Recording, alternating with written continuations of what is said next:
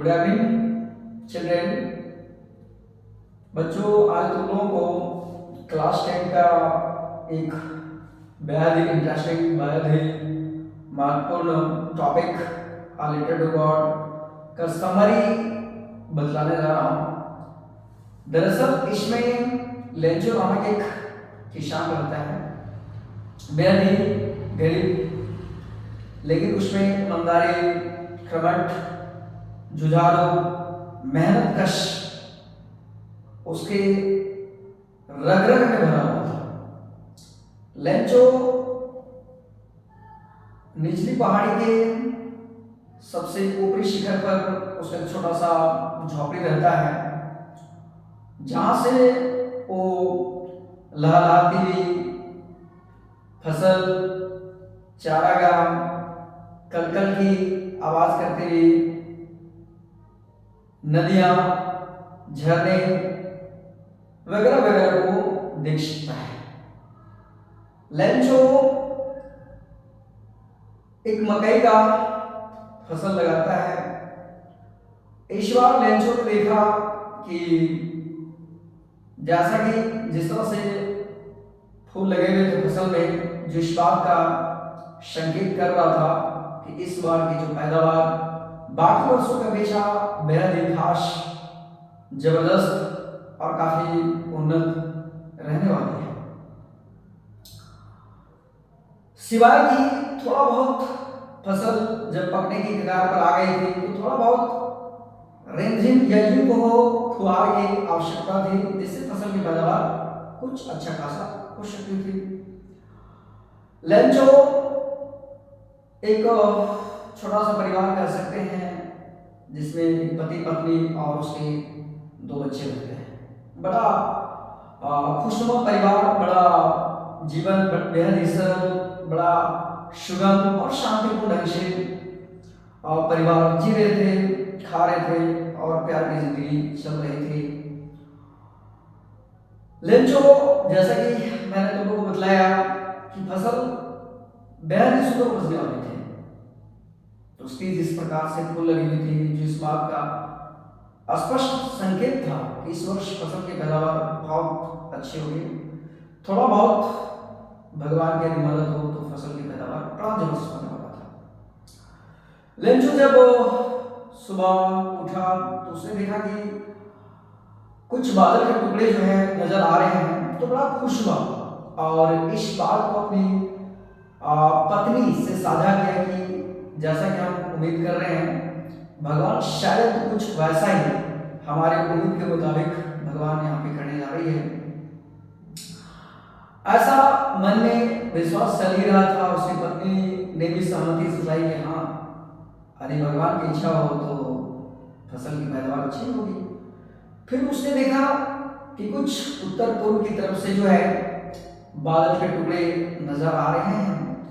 अचानक लेंचो ने पाया कि जोरों की जो है वर्षा, मतलब वर्षा की बड़ी बड़ी बूंदें गिरनी शुरू हो जाती है।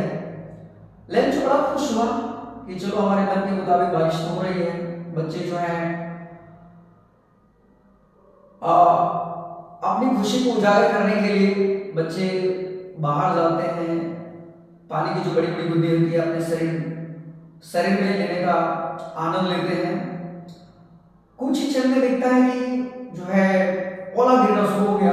ओला छोटा छोटा रूप था, तो बच्चे उसको जाकर छूते हैं और लेंचो के मन में जो बड़ा ही उत्सुकता जगता है।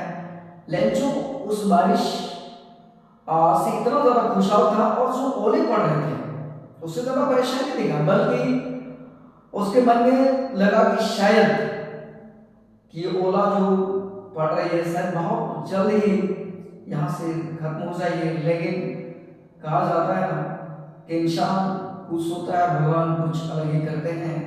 अचानक बड़े बड़े ओला गिरना शुरू हो जाता है, जोरों की आंधी, जोरों का बारिश। कई घंटों तक यह जो प्रक्रिया है जारी रहती है, जिससे लेंचो का पूरा फसल बर्बाद हो सकता है। चारों तरफ वैली में यदि देखा जाए तो ऐसे लगता था जैसे कि कोई नमक का कोई बोरा आकर, नमक का बोरा कोई छिड़क दिया और चारों तरफ सफेद ही सफेद, चारों तरफ व्हाइट व्हाइट। लेंचो का मन बड़ा उदास हो गया, क्योंकि हालत तो ऐसा हो गई थी कि फसल के सारे फूल गिर चुके थे, इवन पेड़ के सारे पत्ते झड़ चुके थे, जो इस बात का संकेत था कि फसल पूर्ण रूप में बर्बाद हो चुकी थी। लेंचो काफी उदास मन से अपने खेत में जाकर खड़ा होता है और अपने परिवार से कहता है कि इससे अच्छा तो टीड़ों का दल होता है जो कि कुछ तो छोड़ के चला जाता है, लेकिन इसने टीड़ा से भी बदतर काम किया है। इस वर्ष हम लोग सब का सब भूखे रह जाएंगे, भूखे मर जाएंगे।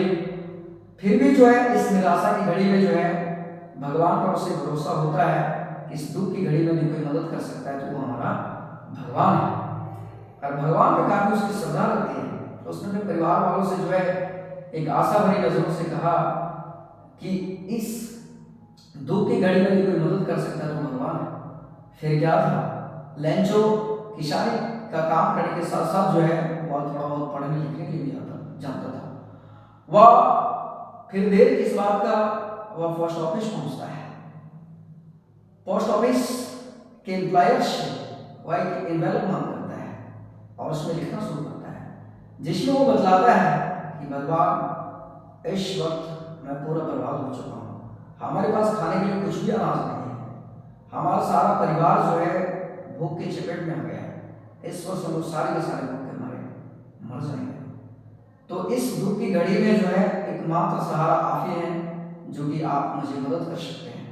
और उसने भगवान को पत्र लिखा जिसमें 100 पैसे की मांग करता है, और इसमें ये साफ इस बात को मेंशन करता है कि उस पैसे से आने वाले समय के, आने वाले ऋतु के लिए मैं दोबारा फसल खरीद सकूं, और तब तक जिंदा रहने के लिए उस पैसे की मुझे उतने पैसे की आवश्यकता है ताकि मैं अगले वर्ष तक जिंदा रह सकूं। लेटर उसने जो है पोस्ट कर देता है मेल बॉक्स में। ठीक तभी वहां पे पोस्टमैन आता है और उस चिट्ठी को निकाला।